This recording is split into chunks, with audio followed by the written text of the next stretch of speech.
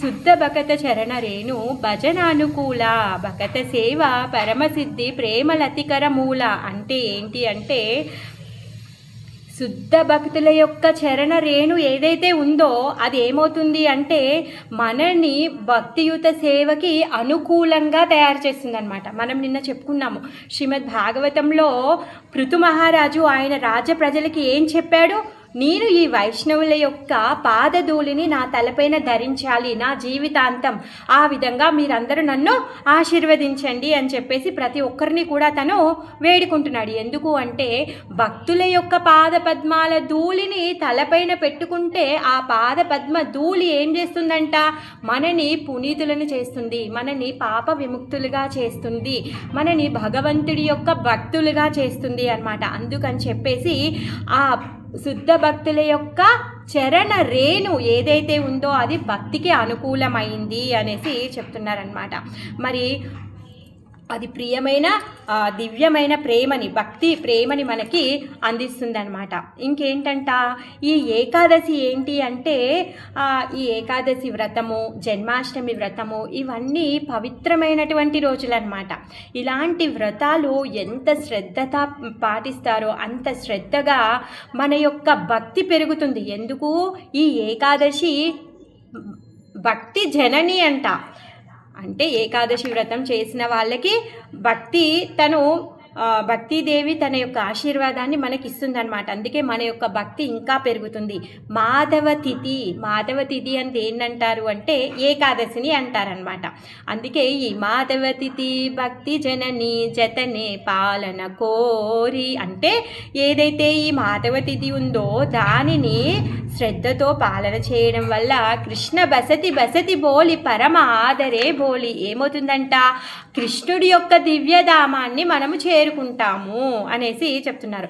ఏకాదశి వ్రత పాలనతో మనం భగవద్ధామానికే వెళ్ళొచ్చు అనేసి చెప్తున్నారు. ఇంకేమంటున్నారు, గౌరామర జే సబస్తానే కొరోలో భ్రమరంగే సే సబస్తానే హేరిబో ఆమి ప్రణయి భగత సంగే. ఏం చేస్తున్నారంట, నా మనస్సులో నా స్వామి ఎవరు, గౌరాంగుడు ఎవరు, కలియుగావతారమైనటువంటి చైతన్య మహాప్రభు. మరి ఆయన చేసినటువంటి లీలలు ఏదైతే ప్రదేశం ఉందో అది ఏంటి అంటే అది మాయాపూర్ అనమాట. ఎందుకంటే భక్తి వినోద ఠాకూర్ల వారు మాయాపూర్లో ఉండేవాళ్ళు కదా. ఆ విధంగా నేను నా ప్రియమైన భక్తులతో కలిసి వాళ్ళ యొక్క సాంగత్యంలో నేను భగవంతుడి యొక్క లీలా స్థలాలని దర్శించుకుంటాను అనేసి చెప్తున్నారు. అంటే మాధవ తిథి రోజు ఫాస్టింగ్ చేయడం వల్ల భక్తుల యొక్క పాదధూళిని తలలో శిరస్సు పైన ధరించడం వలన మరియు యాత్రలు చేయడం వల్ల భగవంతుడి యొక్క దివ్యధామాలని సందర్శిస్తూ అక్కడ భక్తుల సాంగత్యంలో దర్శనం చేసుకోవడం వల్ల తర్వాత మృదంగ బాధ్య సునితేమన ఆబస సదా జానే గౌరభిహితి కీర్తన సుని ఆనందే హృదయే నాచే. ఏమవుతుందంట, ఎప్పుడైతే ఈ భక్తుల సాంగత్యంలో మృదంగము వాయిస్తూ కరతాళాలు వాయిస్తూ ఉంటే ఈ కీర్తన ఏదైతే హరినామ కీర్తన ఏదైతే ఉందో ఆ కీర్తన వింటే హృదయము పారవస్వంతో నాట్యం చేస్తూ ఉంటుందంట. అంతే కదా, ఫాస్ట్ కీర్తన అయితే మనము లేచి డ్యాన్స్ చేయాలి అనుకుంటాం. అలా జుగలమూర్తి దేఖియ మోరా పరమ ఆనంద హోయ ప్రసాద సేవ కొరితే హోయ సకల ప్రపంచ జయ. ఏంటంట, ప్రసాదాన్ని స్వీకరించి ఏం చేస్తున్నారు, అన్ని మోహాలని ప్రాపంచిక మోహాలన్నింటినీ కూడా జయిస్తున్నారు అన్నమాట. ఎవరు, ఈ జుగలమూర్తి అంటే ఎవరు, రాధాకృష్ణ లక్ష్మీనారాయణ తర్వాత సీతారాములు అనమాట. ఇలాంటి దివ్య జంట ఈ శ్రీ రాధాకృష్ణుల యొక్క విగ్రహ దర్శన చేసుకోవడంతో ఏమవుతుంది అంటే నాకు సర్వోత్తమమైనటువంటి ఆనందం నేను పొందుతున్నాను. ఇంకా దేవదేవుడి యొక్క ప్రసాదాన్ని స్వీకరించడంతో నాలో ఉన్నటువంటి ఈ ప్రాపంచిక మోహాలు ఏవైతే ఉన్నాయో వాటన్నింటిని కూడా నేను జయించగలుగుతున్నాను అనేసి భక్తి వినోద ఠాకూర్లు అంటున్నారనమాట. ఇంకేమంటున్నారు, జే దిన గృహే భజన దేకి గృహతే గోలోకబాయ. చరణసీదు తేకియ గంగా సుఖనా సీమపాయ. ఏంటంట, ఈ గృహంలో శ్రీహరి ఆరాధన, అందుకే ప్రతి ఒక్కరు కూడా వాళ్ళ ఇంట్లో లక్ష్మీనారాయణులది రాధాకృష్ణుల యొక్క విగ్రహ ఆరాధన ఎవరైతే చేస్తున్నారో చెయ్యమని చెప్తున్నారు. అసలు ఆ విధంగా సేవ జరగడాన్ని నేను చూసినప్పుడు అక్కడ గోలోకంలో ఉన్నటువంటి రాధాకృష్ణులు దర్శనం ఇచ్చినట్టుగా అనిపిస్తుందంట. మరి ఇంకేమనిపిస్తుంది, భగవంతుడి యొక్క పాద పద్మాల నుంచి వచ్చినటువంటి గంగ ఏ విధంగా ప్రవహిస్తుంది అంటే అమృత వాహినిలాగా ప్రవహిస్తుంది. మరి ఆ గంగని దర్శించినప్పుడు కూడా నాకు ఆనందం కలుగుతుంది, నా యొక్క ఆనందానికి అవధులే లేవు. అంటే ఇప్పుడు శ్రీ విగ్రహాన్ని చూసినప్పుడు నా యొక్క ఆనందం కలుగుతుంది, తర్వాత భగవంతుడి యొక్క పాద పద్మాల నుంచి వచ్చినటువంటి ఆ గంగ యొక్క దర్శనం చేసుకుంటే కూడా నా ఆనందం ఇంకా పెరుగుతోంది. తులసిదేకి జుడయ ప్రాణ మాధవ తోషిని జాని గౌరప్రియ సాకసేవనే జీవన సార్థక మాని. ఏంటంట, ఈ పవిత్రమైనటువంటి భక్తిదేవి ఎవరు, తులసి మహారాణి. ఆమె యొక్క దర్శనంతో నా ఆత్మకి శాంతి కలుగుతుంది. ఎందుకు, ఆమె నిత్యము ఎప్పుడూ శ్రీకృష్ణుడి యొక్క పాద పద్మాల సేవలో ఉంటుంది. ఆమె ద్వారానే కృష్ణుడు ఆయన ప్రసన్నుడు చెందుతాడు. ఆ విధంగా ఇంకా తులసిని చూడగానే అలాంటి ప్రసన్నత కలుగుతుంది. తర్వాత శాక్ అంటే ఏంటి అంటే ఆకుకూరలు అనమాట. చైతన్య మహాప్రభుకి ఆకుకూర అంటే చాలా ఇష్టము.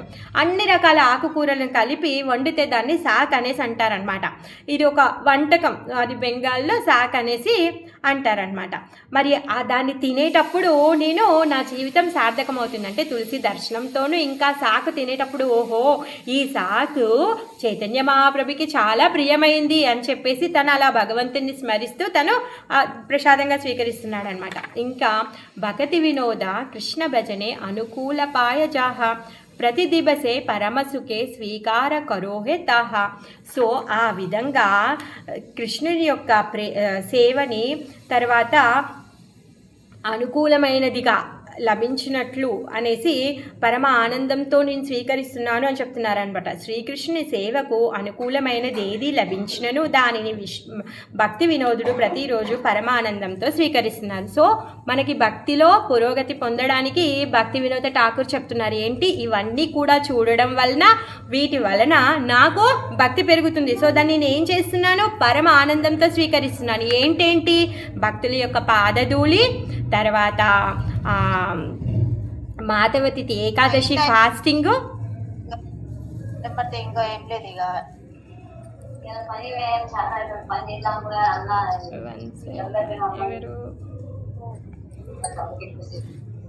ఏకాదశి ఫాస్టింగ్,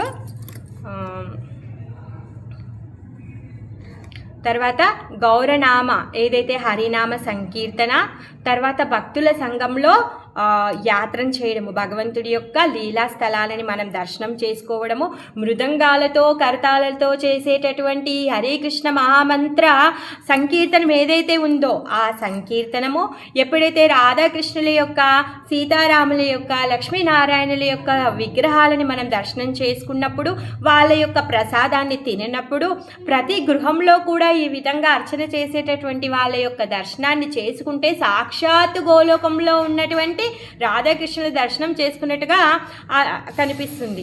తర్వాత మరి వాళ్ళ యొక్క ప్రసాద స్వీకరణతో ఈ భౌతిక ప్రపంచంలో ఉన్నటువంటి మోహాలని జయించగలుగుతాము. మరి భగవంతుడి యొక్క పాద పద్మాల నుంచి వచ్చినటువంటి గంగ ఏదైతే ఉందో తనని చూస్తే కూడా భక్తి పెరుగుతూ ఉంది. ఇంకా తులసి మహారాణి, కృష్ణుణ్ణి ఎప్పుడూ ప్రీతిపాత్రులైనటువంటి ఆ తులసి మహారాణి దర్శనంతో, ఆమె సేవతో, తర్వాత గౌరాంగుడికి ఇష్టమైనటువంటి శాఖతో మనము మన యొక్క భక్తిని పెంచుకోవచ్చు. ఆ విధంగా ఈ ఏకాదశిని మాధవ తిథి అంటారు. ఈ మాధవ తిథి ఉపవాసం వలన మనము మాధవుడికి దగ్గర అవుతామన్నమాట. మరి ఈ ఏకాదశికి మాధవ తిథి అని పేరు ఎవరు పెట్టారు? కృష్ణుడే పెట్టాడు. మరి ఉపవాసము అంటే ఏంటి? ఉప అంటే దగ్గరగా ఉండడము, వాసము అంటే నివసించడం. మరి ఏకాదశి రోజు మనము కృష్ణుడికి దగ్గరగా వాసము ఏర్పరచుకోవడం, అంటే కృష్ణుడికి దగ్గరగా మనం ఉండాలి. దానికి ఉపవాసము అంటే ఏంటి అంటే కృష్ణుడికి దగ్గరగా ఉండడము.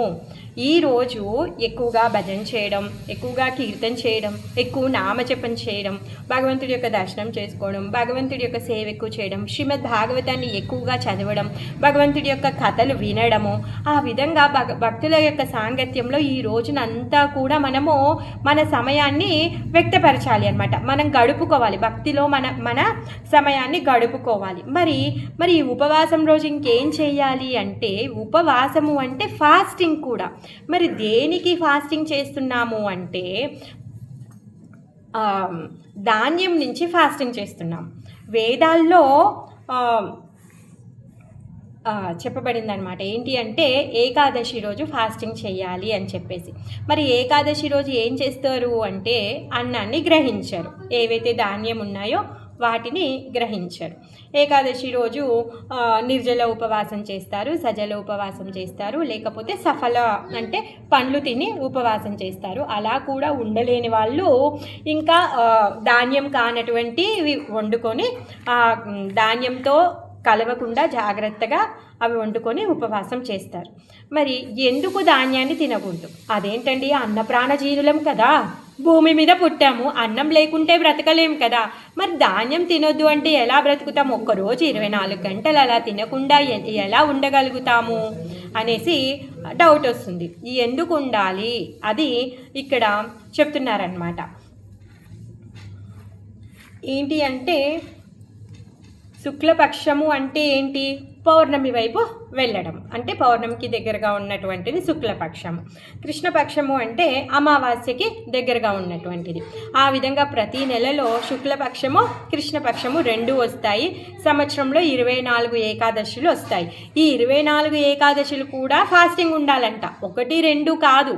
ఎందుకు ఏకాదశి రోజు ఫాస్టింగ్ చేయాలి? అయితే ఒక ముర అనే రాక్షసుడు ఉండేవాడు. ఈ ముర రాక్షసుడు చాలా శక్తివంతుడు. ఇక ఏ రాక్షసుడైనా మనకు తెలిసిందే కదా, ఇంద్రలోకానికి వెళ్ళడం, ఇంద్రుణ్ణి జయించడం, స్వర్గంలో తిష్ట వేసుకోవడం, ముల్లోకాల్లో ఉన్న వాళ్ళందరినీ కూడా హింసించడం, భక్తులను హింసించడం, వాళ్ళు చేసేటటువంటి స్టాండర్డ్ పనులు. మరి ఈ దేవతలందరూ కూడా పాపం ముర రాక్షసుతో యుద్ధం చేస్తున్నారు, అలసిపోయారు. చాలామంది దేవతలు వాళ్ళ యొక్క ప్రాణాలను కూడా కోల్పోయారు. ఇంకా వాళ్ళతో అవ్వట్లేదనమాట. ఈ దేవతలు అందరు కూడా వెళ్ళి విష్ణువుని ప్రార్థిస్తున్నారనమాట. స్వామి ఇంకా మాతో కాదు, మా ప్రయత్నం మేము చేసేసాము, మీరే కాపాడండి అనేసి అడుగుతారనమాట. అప్పుడు విష్ణు ఏమంటాడంటే సరే ఓకే, మీరు కంగారు పడకండి, నేను అతన్ని వధించేస్తాను అనేసి చెప్తాడనమాట. ఎప్పుడైతే విష్ణు యుద్ధంలోకి వచ్చినప్పుడంట మురుడు ఏమనుకుంటాడు అంటే, ఓహో ఇతనేనా ఆ చతుర్భుజం కలిగినటువంటి విష్ణువు, ఓహో ఇతనేనా ఇప్పటి వరకు ఎంతోమంది రాక్షసులని చంపేశాడు, ఆయనని ఇప్పుడు నేను ఎదురుపడి ఫైటింగ్ చేయబోతున్నాను, సో ఈరోజు అతను నా చేతిలో చచ్చిపోతాడు అనేసి పాపం అనుకుంటాడనమాట. ప్రతి ఒక్క రాక్షసుడు కూడా అదే అనుకున్నారు ఇప్పటి వరకు. అందరూ కూడా ఏం చేశారు? ప్రతి ఒక్కరు కూడా కాలగర్భంలో కలిసిపోయారు. భగవంతుడి యొక్క ఆయన చేతిలో ప్రతి ఒక్కరు కూడా నిహతులైపోయారు. సో ఆ విధంగా అప్పుడు ఇంకా రాక్షసుడితో యుద్ధం చేస్తున్నాడు. ఎంత భీకరంగా యుద్ధం అవుతోంది అంటే అసలు ఇంకా ముర రాక్షసుడికి భయం వేస్తుంది. ఒక టైం రాగానే ఇంకా మురుడు ఏమనుకుంటాడంటే, అయ్యా బాబో ఈరోజు ఇంకా నాకు నూగలు చెల్లాయి, నేను ఈరోజు విష్ణు చేతిలో చచ్చిపోతాను అనేసి తనకి కన్ఫర్మ్ అయిపోయిందనమాట. ఇక అప్పుడు ఆ మురుడు ఏం చేస్తాడంటే, అలా కాదు, నేను అందరిలాగా చచ్చిపోను, ప్రతి ఒక్కరు కూడా ఎవరైతే నాకు రోల్ మోడల్స్ ఎవరైతే ఉన్నారో ఈ అసురులందరూ కూడా విష్ణు చేతిలో చనిపోయారు, నేను మాత్రం చావాలనుకోవట్లేదు, నేను తనని ఎలా అయినా చంపుతాను అని చెప్పేసి తను ఏం చేస్తాడు అంటే ఆ భీకరమైన యుద్ధంలో నుంచి ముర ఏం చేస్తాడంటే పారిపోతాడు. సో మురాని ఫాలో చేసుకుంటూ విష్ణు కూడా వెళ్తాడు. కానీ విష్ణుకి దొరకకుండా తను పారిపోతాడు. సో ఆ విధంగా మురా వెనుక వెళ్తూ విష్ణు బద్రీనాథ్ వరకు వెళ్ళిపోయారు, బద్రికాశ్రమం వరకు వెళ్ళిపోయారనమాట. ఆ బద్రికాశ్రమం వరకు వెళ్ళిపోయిన తర్వాత అక్కడ ఒక గుహ ఉంటుందన్నమాట. ఆ గుహలో రెస్ట్ తీసుకుంటున్నారు. స్వామికి ఏం రెస్ట్ అండి, ఆయన సైగ చేస్తే ఏదైనా అవుతుంది. ఆయన గాలి పీల్చుకొని గాలి వదిలితేనే ఎన్నో విశ్వాలు భూమండలాలన్నీ కూడా సృష్టింపబడతాయి, లయింపజేయబడతాయి. కానీ భగవంతుడు ఎందుకు ఆయన చేసే ప్రతి పనిలో కూడా ఏదో ఒకటి సత్యము దాగి ఉంటుంది, మనం అది అర్థం చేసుకోలేం. ఆ విధంగా స్వామి ఏంటి అంటే కొంచెం బ్రేక్ తీసుకుందాం, ఎట్లాగో వాడు దొరకట్లేడు కదా అని చెప్పేసి ఆ గుహలో తను రెస్ట్ తీసుకుంటాడనమాట. రెస్ట్ తీసుకుంటాడు. సో ఈ మురుడు ఏం చేస్తాడంటే వెనకకి తిరిగి చూస్తాడనమాట. అయితే ఇప్పుడు విష్ణు నన్ను అంటే నా వెనుక ఫాలో చేయడం లేదు, సో ఎక్కడికి వెళ్ళాడు అని చెప్పేసి వెతుక్కుంటూ తను ఆ గుహ దగ్గరికి వచ్చేస్తాడనమాట. ఆ గుహలోకి వచ్చి చూస్తే తను హాయిగా రెస్ట్ తీసుకుంటూ ఉన్నాడు. ఓకే, ఇదే సరైన సమయము అని చెప్పేసి విష్ణుని నేను చంపేస్తాను అని చెప్పేసి తను ఆయుధాన్ని తీస్తాడనమాట. ఆయుధాన్ని తీసినప్పుడు విష్ణు యొక్క శరీరంలో నుంచి ఒక శక్తి వస్తుందన్నమాట. ఆమె ఆ శక్తి చాలా చేతులను కలిగి ఉంటుంది. ఆ శక్తి ఏం చేస్తుంది అంటే మురునితో యుద్ధం చేసి మురాని చంపేస్తుంది అనమాట. ఇంకా విష్ణువుకి ఎప్పుడైతే మేలుకో వస్తుందో అప్పుడు అక్కడ మురుడు చనిపోయి ఉంటాడు, ఆ శక్తి దేవి అక్కడ కూర్చొని ఉంటుందన్నమాట. అప్పుడు విష్ణు లేచిన తర్వాత ఆ దేవి ఏం చేస్తుంది అంటే విష్ణువుకి దండ ప్రణామాలు చేసి తను చెప్తుంది అనమాట, స్వామి నేను ఎవరినో కాదు, నీ యొక్క శక్తినే, మీ నుంచే వచ్చినటువంటి దానిని నేను అనేసి చెప్తుంది. మనం ఎప్పుడు చెప్పుకుంటూ ఉంటాం కదా, అనంత శక్తులు కలిగినటువంటి వాడు దేవాది దేవుడు. ఆయన వివిధ కార్యాలు చేయడానికి ఆయన యొక్క వివిధ శక్తులు పనిచేస్తూ ఉంటాయి. బహిరంగ శక్తి, అంతరంగిక శక్తి, తటస్థ శక్తి, ఎన్నో శక్తులు ఉన్నాయి. మన సామాన్యమైన బుద్ధితో మనం అర్థం చేసుకోలేము. అలాంటి శక్తులు ఉన్నాయి కాబట్టే భగవంతుడు ఈ లోకంలో ఎన్ని రకాల జీవులను అన్నింటినీ కూడా సృష్టించి వాళ్ళని పోషిస్తున్నాడు, పాలిస్తున్నాడు, వాటికి కావలసినటువంటి వసతులని సౌకర్యాలన్నింటినీ కూడా తను సమకూరుస్తున్నాడు. మనము ఎవరో 2-3 గెస్ట్లు వస్తేనే వాళ్ళకి సరైన ఆతిథ్యాన్ని మనం ఇయ్యలేకపోతాం, కానీ భగవంతుడు అలా కాదు, ఆయన సర్వశక్తిమంతుడు. ఆ విధంగా భగవంతుడి నుంచే ఒక శక్తి ఆ స్వరూపాన్ని తీసుకొని తను ఆవిర్భవించి ఆ మురుణ్ణి సంహరించేసిందనమాట. అప్పుడు తను చెప్తుందనమాట, సో నువ్వు చేసినటువంటి కార్యానికి నేను చాలా ప్రసన్నుడినయ్యాను, అందుకని నువ్వు ఏదైనా వరం కోరుకో అనేసి విష్ణు అంటాడనమాట. అప్పుడు ఆమె ఏమంటుందంటే, స్వామి నేనేమి మీతో సపరేట్ కాదే, మీ యొక్క శక్తినే కదా, మీ యొక్క ఆజ్ఞల మేరకే నేను నా కార్యాలు చేస్తాను, సో నేను ఇంకా ఏం చేయగలుగుతాను, నాకు అవన్నీ ఏమీ తెలీదు, మీ ఇష్టం, మీరు ఏమి ఆశీర్వాదాలు ఇస్తారో, ఏం చేస్తారో, ఏం చేపిస్తారో నాకేం తెలీదు, మీ ఆజ్ఞ ప్రకారమే నేను నడుచుకుంటాను అని చెప్పేసి తను అంటుందన్నమాట. అప్పుడు విష్ణు ఏమంటాడంటే, సో నువ్వు ఈరోజు ఏకాదశి రోజు నువ్వు ఆవిర్భవించావు, అందుకని చెప్పేసి నీ పేరు ఏకాదశి అని చెప్పేసి పేరు పెడతారనమాట. ఆ శక్తి స్వరూపం ఆ దేవి ఎవరైతే ఉన్నారో ఆమెకి ఏకాదశి అని పేరు పెడతారు. ఏకాదశి అని పేరు పెట్టి ఏం చెప్తారు అంటే, నువ్వు భక్తి వృద్ధివి, అంటే నువ్వు ప్రతి ఒక్కరికి కూడా అందరికీ కూడా నువ్వు భక్తిని వృద్ధి చేయగలిగేటటువంటి ఆశీర్వాదాలని నువ్వు ఇస్తావు అని చెప్పేసి ఆమెకి ఆ ఆశీర్వాదాన్ని ఇచ్చేటటువంటి శక్తిని ప్రసాదిస్తాడనమాట కృష్ణుడు. ఆ విధంగా ఏకాదశికి అధిష్టాన దేవత ఆ ఏకాదశి దేవత అనమాట. అసలు అధిష్టాన దేవుడు సాక్షాత్ కృష్ణుడే. ఆయన యొక్క శక్తి స్వరూపానికి ఆ ఏకాదశి అని పేరు పెట్టి ఆమెని నియోగించాడనమాట. అయితే ఎవరైతే ఏమంటారు, ఒక క్షణం, ఇప్పుడు సృష్టి జరుగుతోంది. సృష్టి జరిగేటప్పుడు పాపకార్యాలు పుణ్యకార్యాలు అన్నీ కూడా సృష్టింపబడ్డాయి. అలానే ఈ పాపకార్యాలు కూడా సృష్టింపబడ్డాయి. మరి ఈ పాపకార్యాలన్నీ కూడా ఏం చేస్తున్నాయి అంటే భయపడుతున్నాయంట. ఎందుకు భయపడుతూ ఉన్నాయి? ఈ పాపకార్యాలన్నింటికీ కూడా ఒక అధిష్టానుడు ఉన్నాడనమాట, ఆ పాపపు హెడ్ అనమాట. అయితే ఎందుకు భయపడుతున్నారు వీళ్ళందరూ అంటే, ఈ ఏకాదశి వ్రతాన్ని చేసి ప్రతి ఒక్కరూ కూడా భగవద్ధామానికి వెళ్ళిపోతున్నారంట. ఎవరు కూడా వాళ్ళ యొక్క పాపాన్ని పంచడానికి ఎవరు ఉండట్లేదంట. అలా అని చెప్పేసి ఈ పాపపు పురుషుడు ఎవరైతే ఉన్నారో బాధపడుతూ ఉన్నాడనమాట. ఎందుకు అంటే ఎవరు కూడా యమలోకానికి వెళ్ళట్లేదంట, అందరూ ఏకాదశి వ్రతం చేస్తున్నారు, సో వాళ్ళు భగవద్ధామానికి వెళ్ళిపోతున్నారు. ఆ విధంగా యమలోకంలో కూడా జనాలు లేరు, ఇప్పుడు పాపానికి స్థలం లేకుండా పోయింది. ఆ విధంగా ఈ పాప పురుషుడు ఏం చేస్తాడంటే స్వామి దగ్గరికి వెళ్తాడు. ఏంటి నాయన, నువ్వు ఆ పుణ్యాన్ని సృష్టించింది నువ్వే, పాపాన్ని సృష్టించింది కూడా నువ్వే, మరి అలాంటప్పుడు మరి నాకు ఇప్పుడు స్థానం లేకుండా నాకిప్పుడు స్థానం లేకుండా పోయింది. నాకు ఒక స్థానాన్నివ్వు. నాకు హెల్ప్ చెయ్యి అని చెప్పేసి విష్ణువుని ప్రార్థిస్తాడనమాట. అప్పుడు విష్ణు అంటాడు, సరే అయితే నువ్వు ఏకాదశి రోజు అన్నంలోనికి ప్రవేశించు అనేసి చెప్తాడనమాట. ఎవరైతే ఏకాదశి రోజు అన్నాన్ని స్వీకరిస్తారో వాళ్ళకి ఈ పాపాలన్నీ వచ్చేస్తాయన్నమాట. ఏంటి ఆ పాపాలు పెద్ద లిస్ట్ ఉంది. తల్లిదండ్రులను చంపిన వాళ్ళు, తర్వాత గోహత్య చేసిన వాళ్ళు, గురు హత్య చేసిన వాళ్ళు, ఒక చాలా పెద్ద లిస్టే ఉంది. అంటే అన్ని పాపాలు చేసినటువంటి అన్ని పాపకృత్యాలు చేస్తే ఏదైతే పాపం వస్తుందో ఏకాదశి రోజు అన్నము తింటే ఆ పాపాలు వస్తాయన్నమాట. అందుకే మీరు ఏకాదశి రోజు ఈ అన్నంలోనికి మీరు ప్రవేశించండి అని చెప్పేసి వాళ్ళకి ఒక స్థలాన్ని చూపిస్తాడనమాట భగవంతుడు. అందుకోసంగానే ఇలాంటివి ఇప్పుడు ఒక సాధు పురుషుడు ఉన్నాడంట. అతను ఏంటి అంటే ఇప్పటివరకు ఎవరికి కూడా హాని చేయలేదు, ధర్మంగా తను నడుచుకుంటూ ఉంటాడనమాట, ధర్మపరాయణుడు. తను ఏంటి అంటే అయినా కానీ ఏవో కష్టాలు వచ్చి బాధపడుతూ ఉన్నాడంట.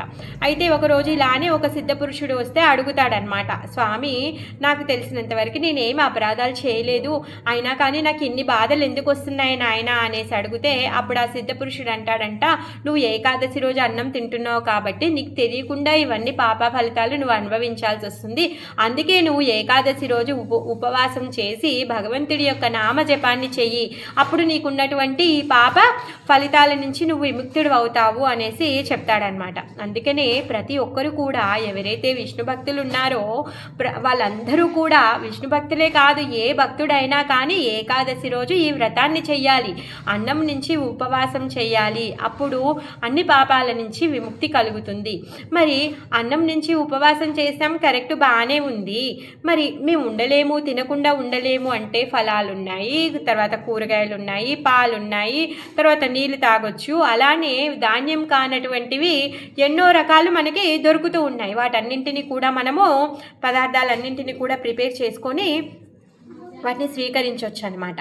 సో ఆ విధంగా ఏకాదశి జపం చేసి నామ సంకీర్తన చేయడం వల్ల మొత్తము వాజపేయి యజ్ఞం చేసిన ఫలితం వస్తుందంట. మరి వైష్ణవులు ఈ యజ్ఞాన్ని చేసినందుకు ఇంత పెద్ద గొప్ప ఫలితం వస్తుంది అని చెప్పేసి ఫలితాన్ని ఆశించి వ్రతం చేస్తున్నారా? అలా కాదు, ఫలితాన్ని ఆశించి వ్రతం చేయట్లేదు. ఎందుకు చేస్తున్నారంట? ఈ ఉపవాసం ద్వారా మనము కృష్ణుడికి దగ్గర అవుతాము. ఈ ఉపవాసం ద్వారా భక్తి వినోద ఠాకూర్ల వారు చెప్పారు కదా, మన లోపల భక్తి యొక్క శక్తి పెరుగుతుంది.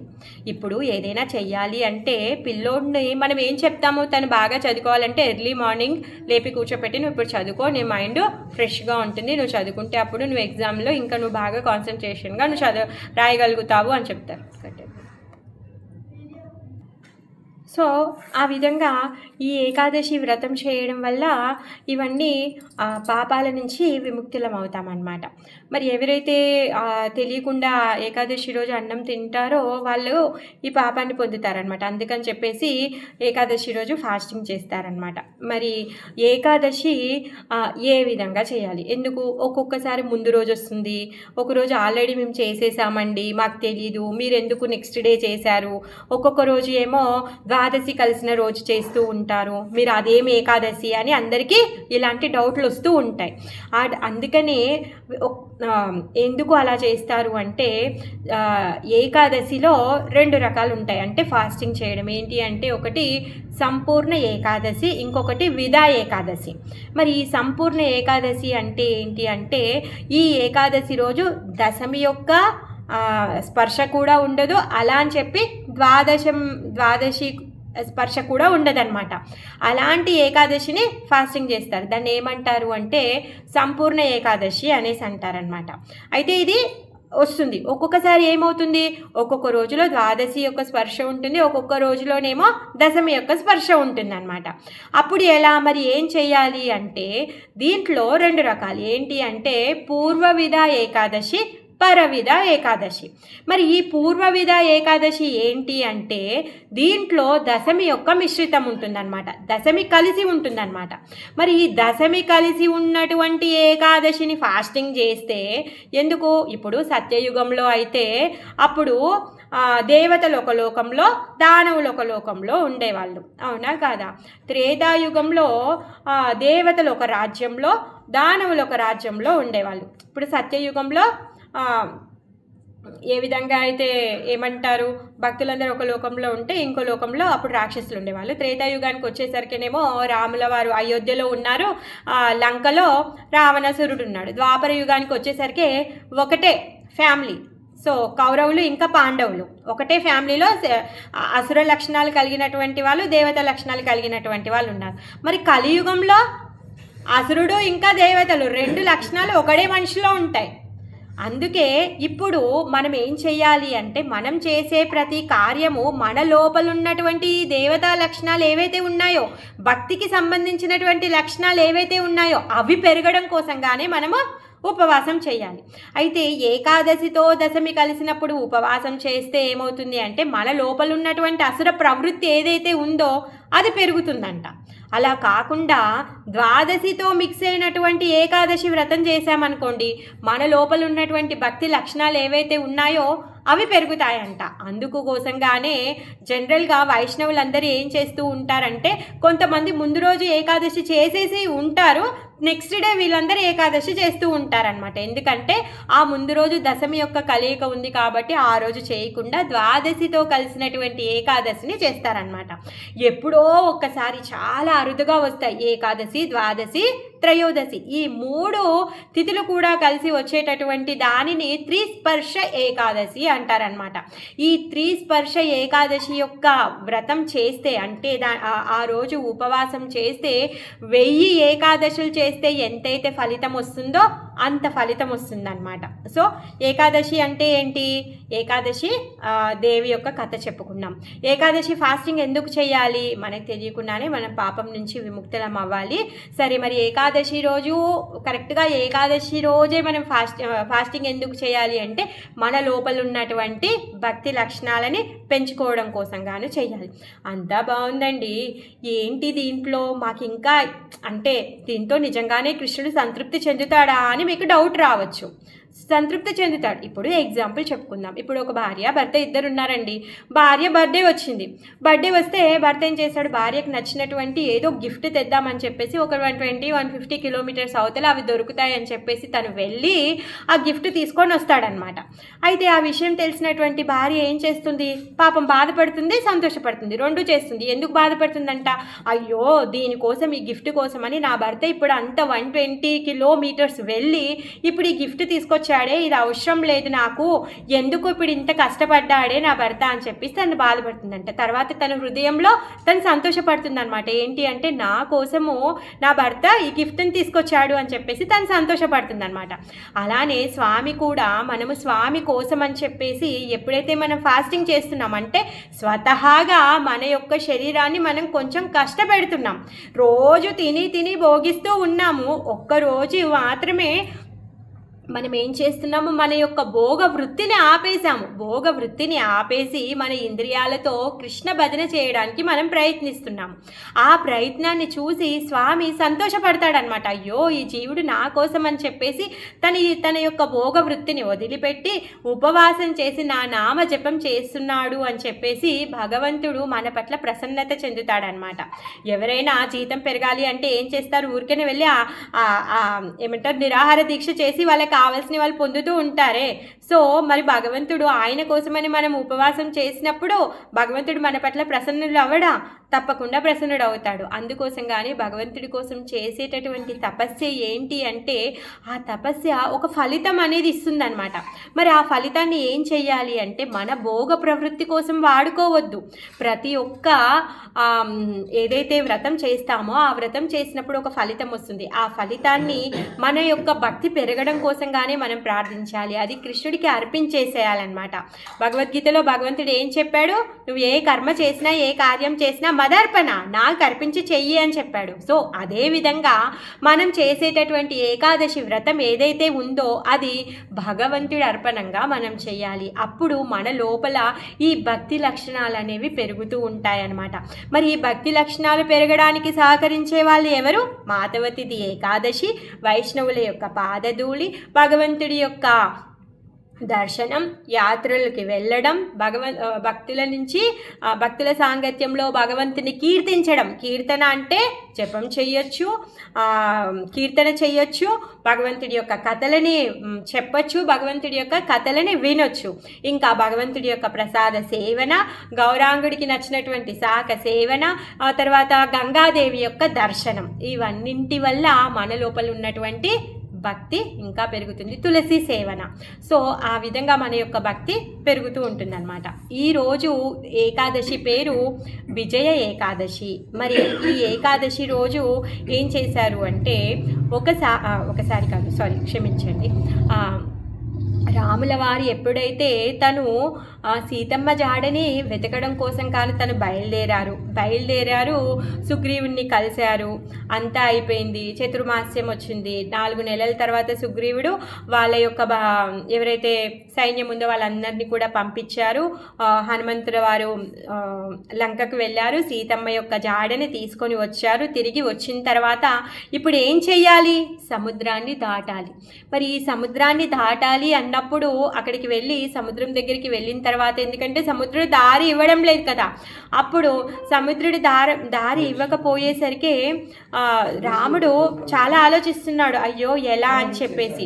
ఆలోచిస్తున్నప్పుడు లక్ష్మణుడు అంటాడంట, అయ్యో లక్ష్మణ, దొరకట్లేదు, అసలు ఐడియా దొరకట్లేదు, ఏం చేద్దాము, ఈ సముద్రాన్ని ఎలా దాటుదాము అనేసి అంటాడంట. అప్పుడు లక్ష్మణుడు ఏమంటాడు అంటే, అన్న ఇక్కడ దగ్గరలోనే ఒక ఆశ్రమం ఉంది, ఏంటి అంటే వక్తాలభ్య ఋషి అని ఉంటారనమాట. ఈ వక్తాలభ్య ఋషి ఆయన దగ్గరికి వెళ్ళి మనం సలహా తీసుకుందాము అనేసి చెప్తాడనమాట. అక్కడికి వెళ్ళినప్పుడు వక్తాలభ్య ఋషి శ్రీరామచంద్రుడికి ఏం చెప్తాడంటే, ఏదైతే ఈ ఏకాదశి ఉందో ఫాల్గుణ శుక్ల పక్ష ఏకాదశి, విజయ ఏకాదశి యొక్క ఉపవాసం నువ్వు చేస్తే నీకు దారి తెలుస్తుంది అనేసి చెప్తారు. అంటే ఆ విధంగా విజయాన్ని ఇచ్చేటటువంటిది ఈ ఏకాదశి. ఈ ఏకాదశి రోజు భగవంతుడి యొక్క భక్తి లక్షణాలు మనకు పెరగాలి, ఆ విజయాన్ని మనం పొందాలి అని చెప్పేసి భగవంతుడి యొక్క పాద పద్మాలకి మనము ప్రార్థించాలి అన్నమాట.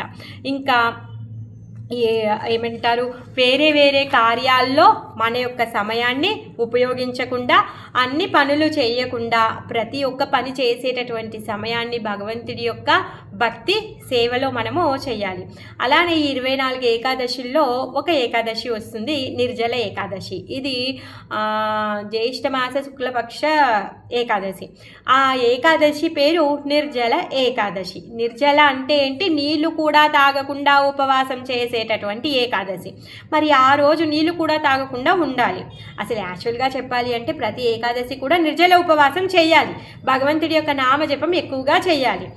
భగవంతుడి యొక్క నామజపము మామూలుగా భక్తులందరూ ప్రతిరోజు కూడా 16 మాలలు జపం చేస్తారు. కానీ ఏకాదశి రోజు 25 మాలలు, 32 మాలలు, 64 మాలలు, 108 మాలలు కూడా జపం చేసే వాళ్ళు ఉన్నారు.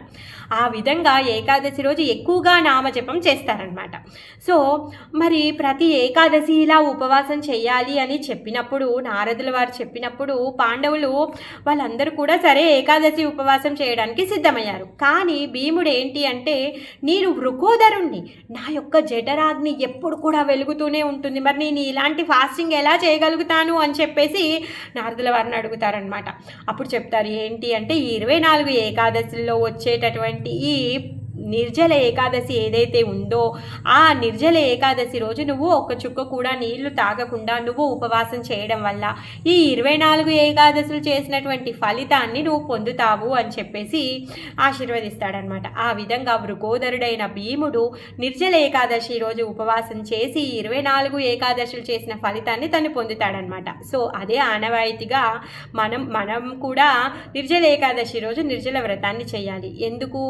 అదేంటంటే ఏంటండి మొత్తం 24 ఏకాదశులు మేము పాటిస్తున్నాం కదా అంటే, మనకు తెలిసి తెలియక ఎప్పుడైనా మనం తినే దాంట్లో ఒక అన్నం గింజ అలా కలిసిందనుకోండి, అప్పుడు మనకు తెలియకుండానే ఏకాదశి ఖండితం అయిపోతుంది. అందుకోసం గాను మనం ఈ నిర్జల ఏకాదశి రోజు నిర్జల వ్రతం చేయడం వలన మనము భగవంతుడి చెప్పిన ఏ వేద నియమం ప్రకారంగా 24 ఏకాదశిలో చేసినట్టుగా అవుతుంది. ఈ ఏకాదశి వ్రతం యొక్క అర్థమే ఉపవాసమే. ఆ ఉపవాసము మనము కృష్ణవాసం అంటే కృష్ణుడికి దగ్గరగా అవ్వడమే దాని యొక్క అర్థము.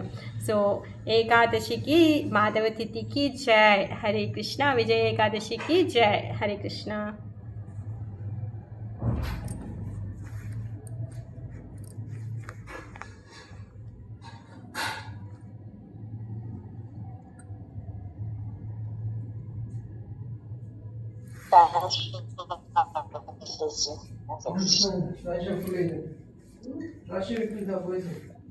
హరే కృష్ణ మాతాజీ ఏమన్నారు వినిపించలేదు.